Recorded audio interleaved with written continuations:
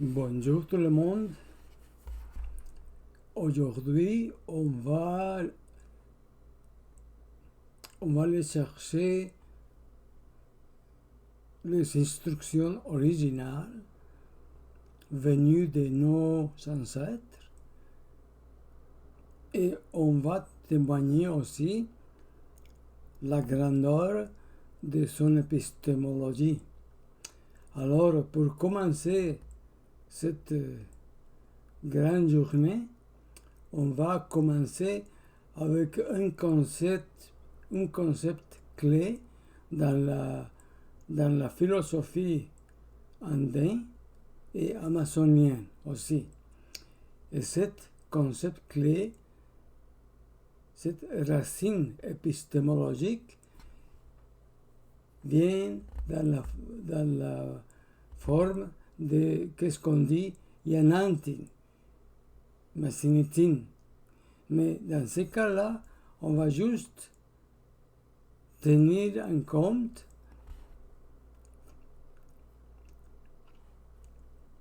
le concept de Yanantin. Yanantin, ça veut dire parité.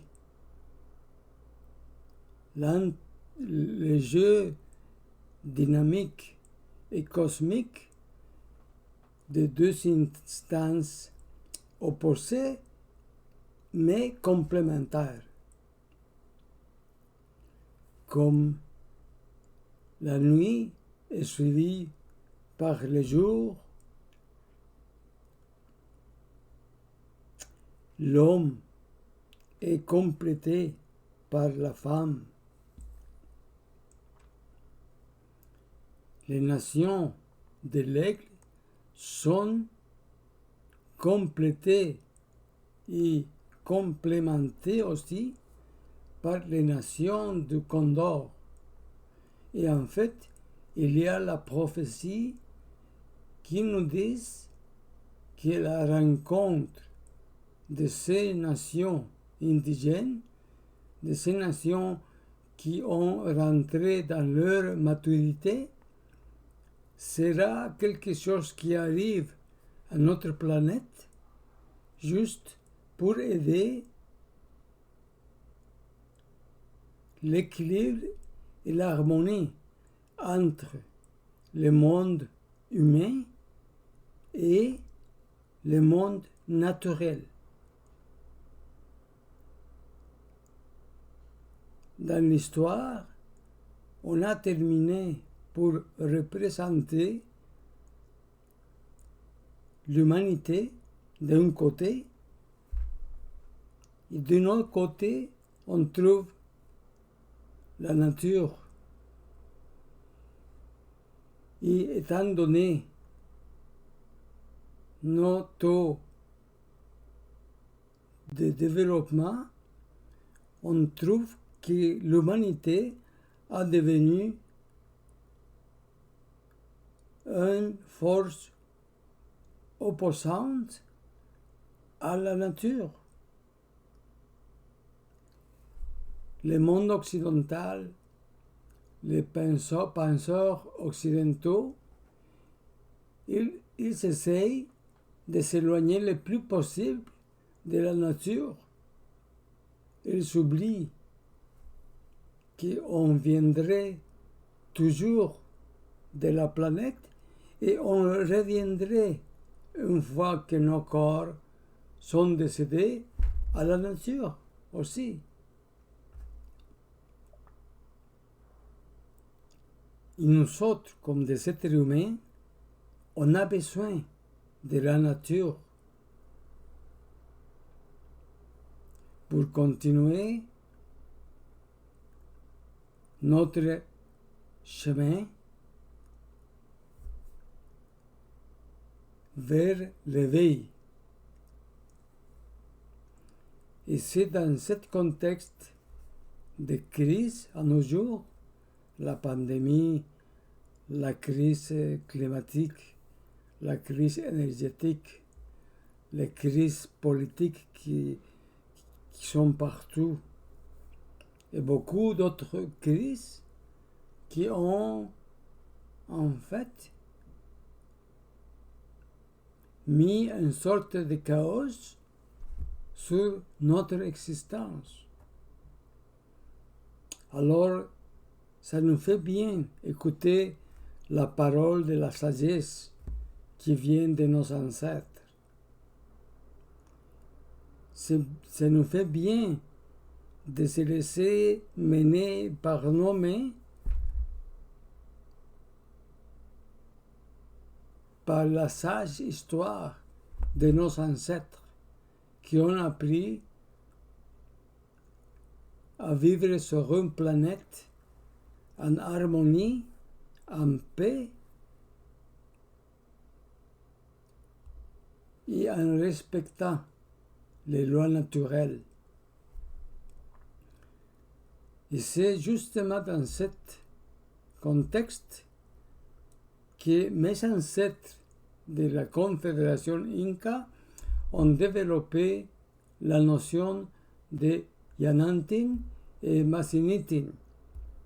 Yanantin, ça veut dire parité, que ce n'est pas le dualisme. Le dualisme est conçu dans la mentalité occidentale.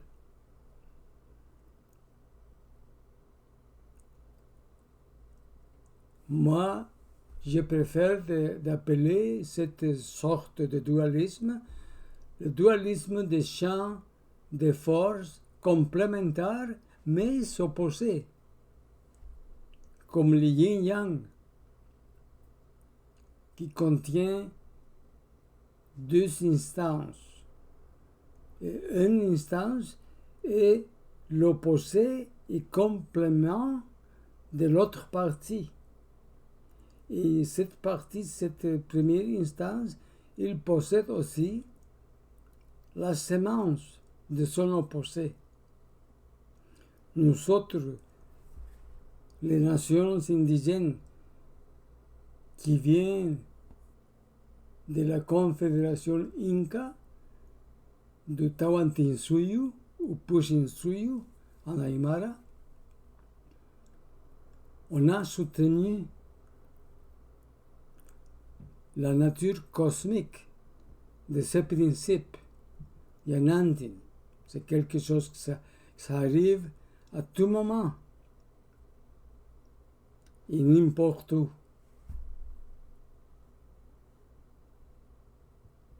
C'est la pierre fondatrice de la philosophie indigène andine. C'est notre épistémologie. Les racines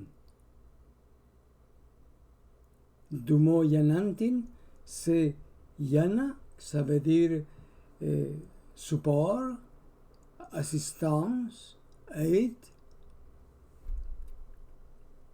Et le suffixe Ntin, ça veut dire que c'est d'une nature inclusive.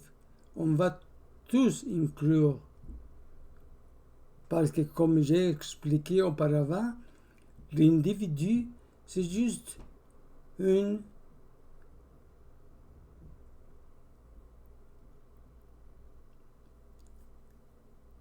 expression de quelque chose qui n'existe pas. Parce que ma fille, ma plus petite fille, Camilla, elle vient de finir son degré en sociologie. Et on a soutenu une conversation, ça sera plutôt une discussion, parce qu'elle, dans ses études de sociologie, a utilisé l'individu comme la pièce fondamentale pour étudier la sociologie, c'est-à-dire les sociétés humaines. Et moi, je lui disais que c'est pas possible parce que l'individu, il n'existe pas à mes yeux comme est né de la nation Quichua Aymara et Anishinabek. L'individu, il n'a pas place dans mon pensée philosophique. J'ai la vision de que l'individu est un bon homme qui est en train de flotter dans le vide. sans avoir aucune relation avec rien. Il est complètement indépendant, ce petit bonhomme qui flotte dans le vide. C'est-à-dire que l'individu est rien qui flotte dans le rien. C'est une illusion qui est venue chez nous en s'appuyant sur la notion de droit, une autre illusion qui a été apportée par les colons.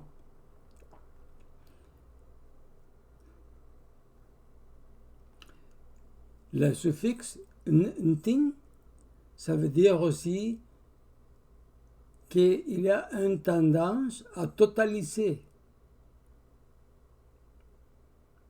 et qu'en fait, dans la pratique, il va y avoir une inclusion spatiale parce que pour les indigènes, l'espace,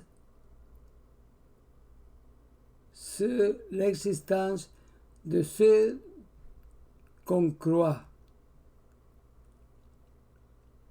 On vient de notre planète de la même manière qu'un arbre de pommier, un pommier commence à produire des pommes. Un roche qui flotte dans l'espace, dans le vide, tout d'un coup, il commence à produire de la vie. Et à un moment donné, cette vie prend la forme de cet être humain. Alors, cette roche qui flottait dans l'espace, il commence à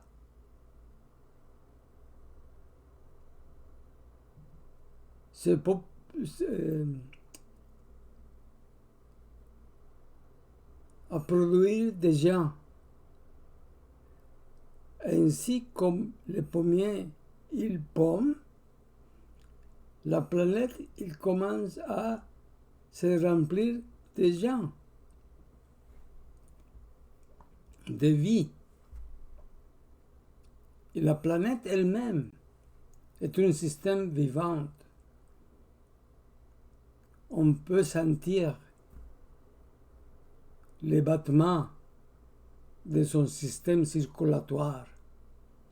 À chaque fois qu'on voit, qu'on témoignage les rentrées du soleil, et on sent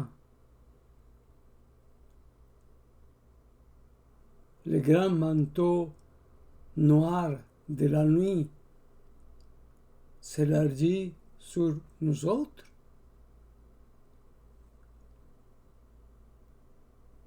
C'est le résultat que le soleil a été sur nous autres des heures auparavant. C'est comme les montagnes. Il y a un côté qui reçoit les rayons du soleil, mais il y a un autre côté qui ne les reçoit pas. C'est Yanantin qui s'exprime, c'est la parité qui s'exprime, c'est la vie qui s'exprime.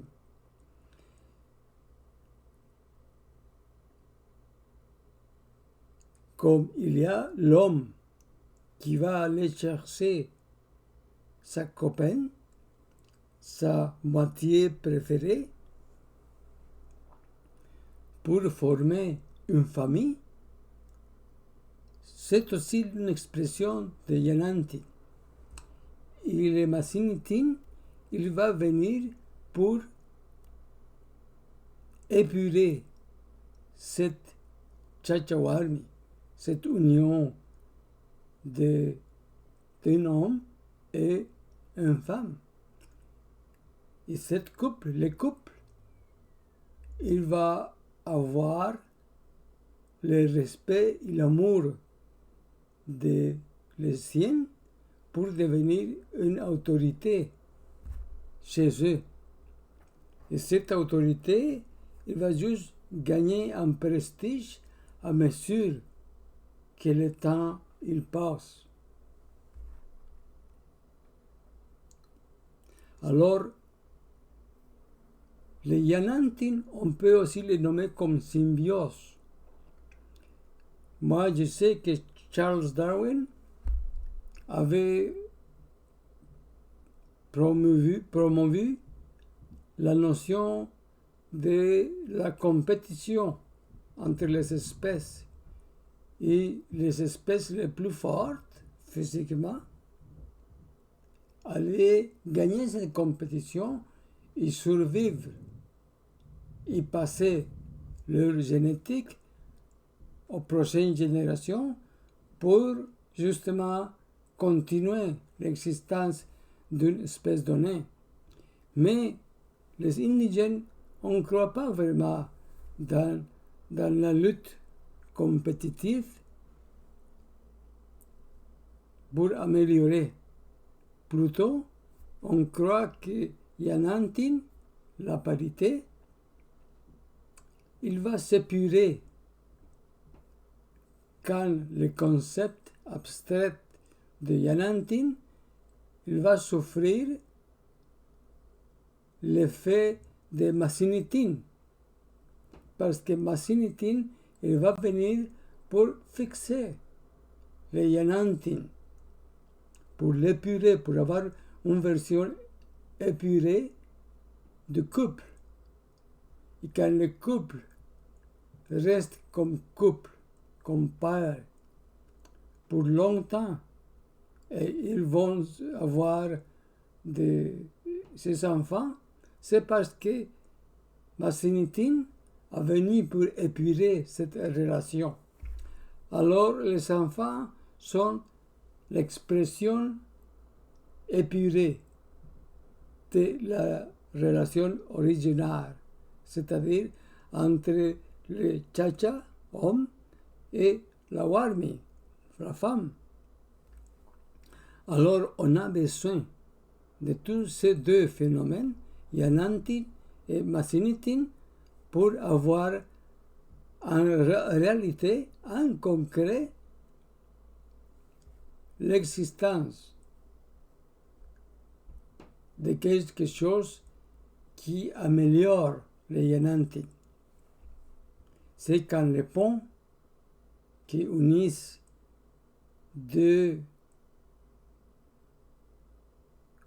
côtés, disons deux montagnes, on va bâtir un pont entre les deux montagnes, pas pour les diviser, mais justement pour multiplier les bénédictions qu'on trouve dans les deux montagnes. Alors la fonction de ce pont, c'est justement d'approcher les opposés.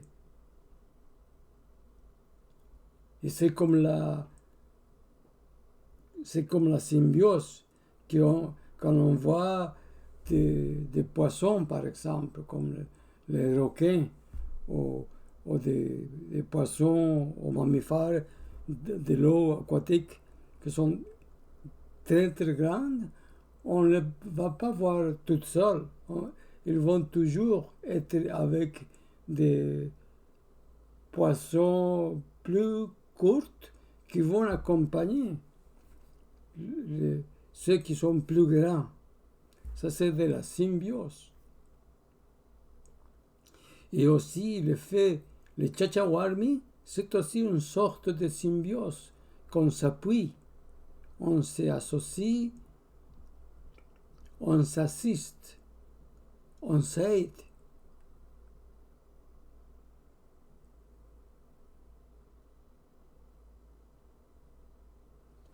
La symbiose est une interdépendance harmonieuse et pacifique. Et c'est comme ça que les instructions originales nous disent d'habiter cette planète. Mais on a oublié ces instructions originales.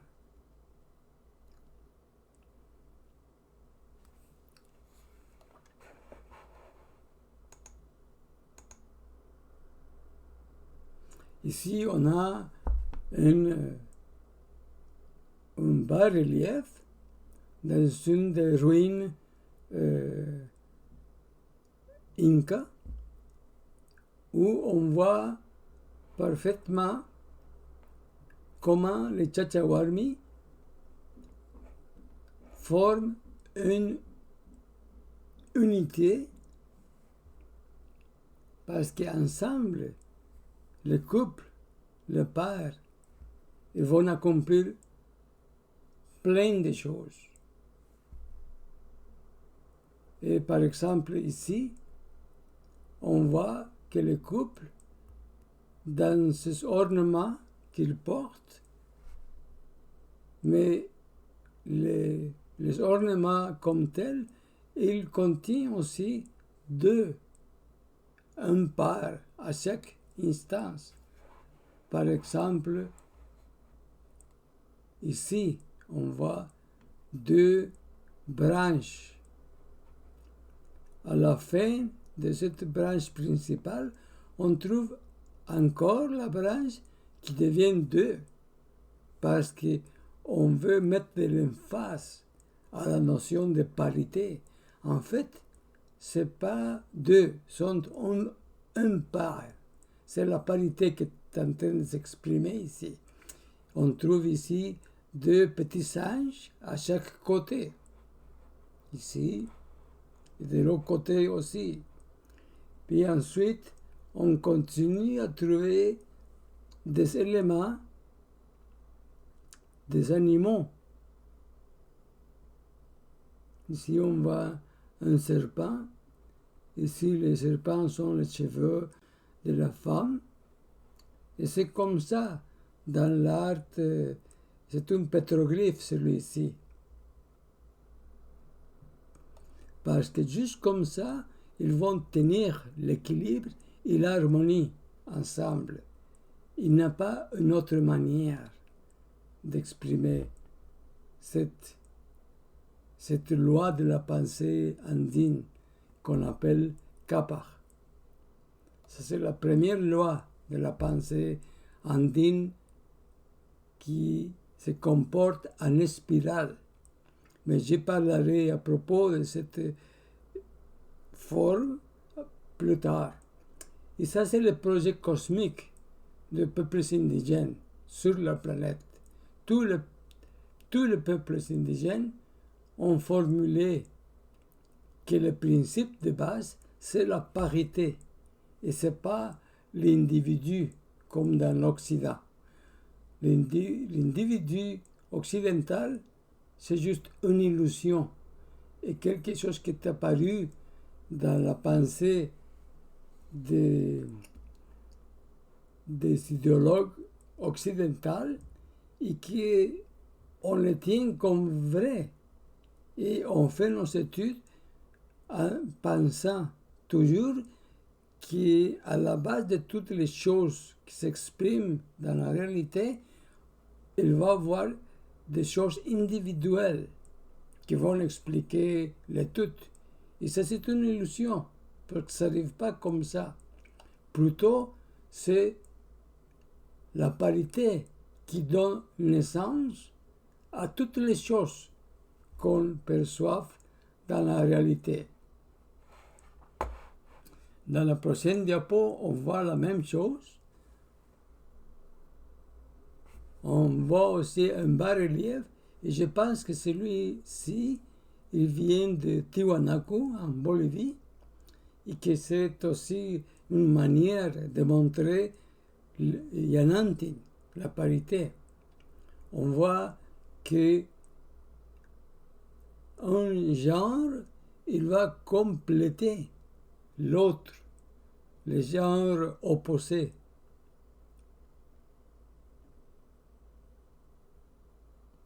Et c'est aussi que,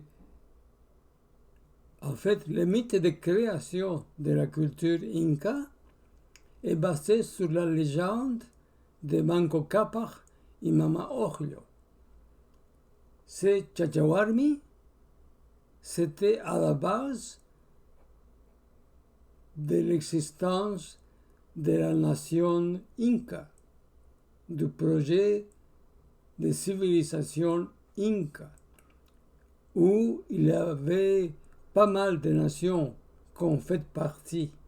Et toutes ces nations-là, ils comprenaient cette légende, ils comprenaient ces sortes de bas-reliefs comme on a ici sur la diapositive.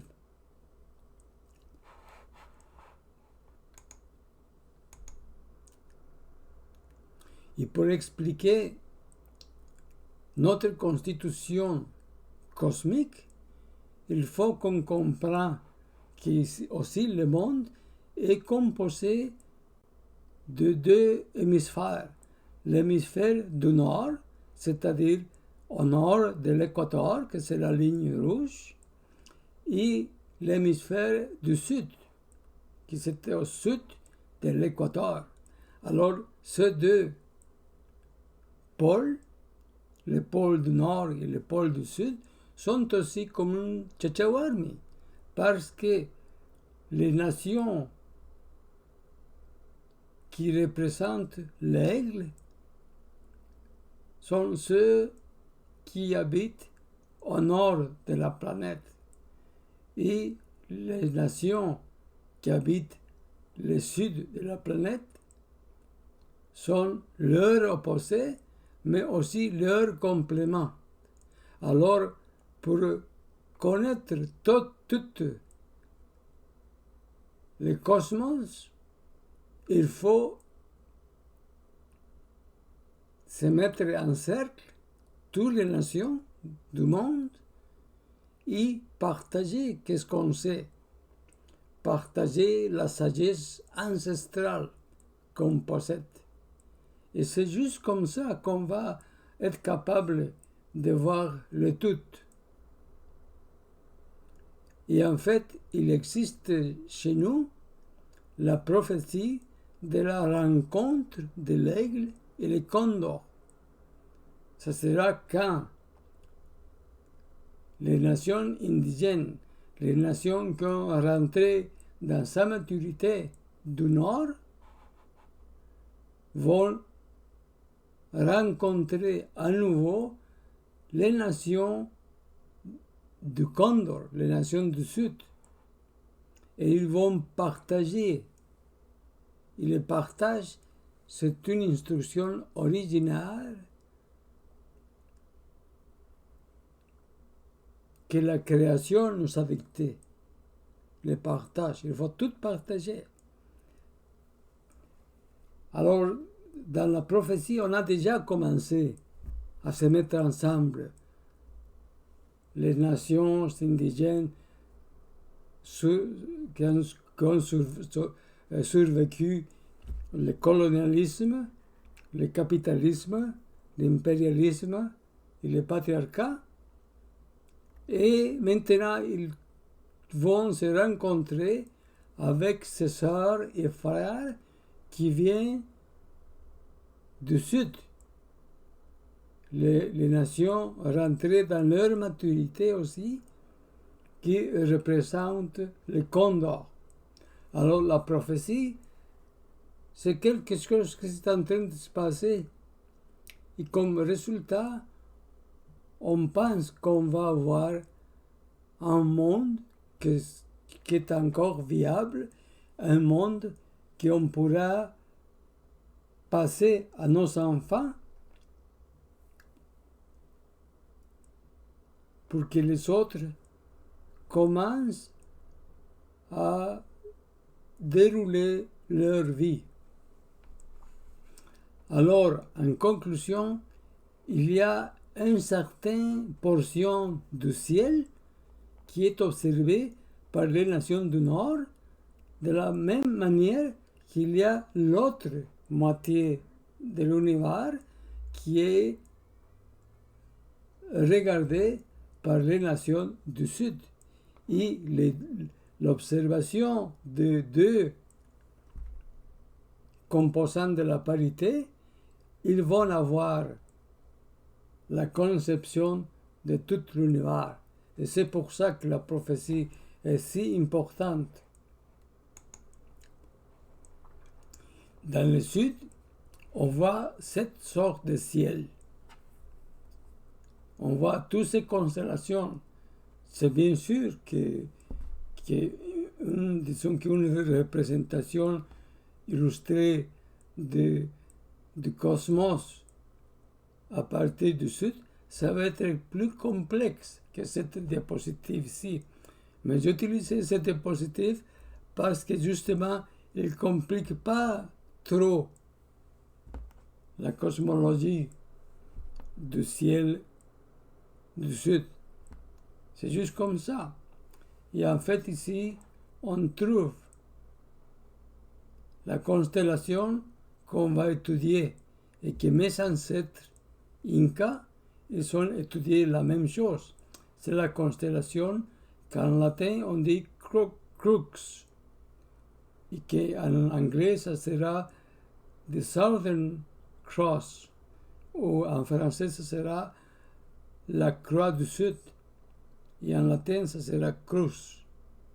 En espagnol ça sera la cruz del sur, justement. Alors, c'est ça que mes ancêtres voyaient, et parce qu'ils avaient bâti des constructions dédiées à la Pachamama, à la Mère Tahar, ces constructions étaient en cercle. Et ils remplissaient ces constructions avec de l'eau pour avoir une sorte de miroir. Et comme ça, ils pouvaient voir tous les ciels, spécialement dans la nuit, et aussi quand ils voyaient le ciel reflété dans l'eau qui était contenue dans ces édifices dédiés à la Mère Tahar, ils pouvaient mesurer aussi les constellations. Et c'est ça justement qu'est-ce qu'ils ont fait. Et voilà la constellation du Sud. Et ici aussi, c'est une photographie qu'on a prise du ciel du Sud. Puis on voit clairement la constellation de Crux. C'est-ci. Pour la nation Mapuche, il voit ici, dans cette constellation, la patte d'une Autriche. Même avec cette étoile ici. Alors, il s'appelle ça la patte d'Autriche. Mais nous autres, dans la Confédération Inca, on a observé que cette constellation, il portait un long bras, étant donné par l'union de ces deux étoiles, ou peut-être galaxies, on ne sait pas vraiment. C'était juste des objets très brillants. Et de l'autre côté, et en suivant la loi de la parité, il fallait avoir un autre bras pour compléter le premier bras long. On avait les bras courts, qui sont opposés parce qu'il va de l'autre côté aussi, et aussi la grandeur est petite et le grande, n'est-ce pas? Alors, ils ont calculé la dimension du bras long et aussi les mesures des bras courtes. Et ils ont obtenu un carré. Le carré étant donné par la dimension du bras court. Chaque côté était comme la moitié du bras court. Et l'hypoténuse, c'est-à-dire la ligne qui allait d'un vertice à l'autre, c'était le carré de l'hypoténuse qui était égal à la somme carrée des côtés, c'est-à-dire A, c'était la moitié la moitié de bras courte, et B, ça sera la moitié de l'autre bras courte. Alors, pour savoir l'hypoténuse,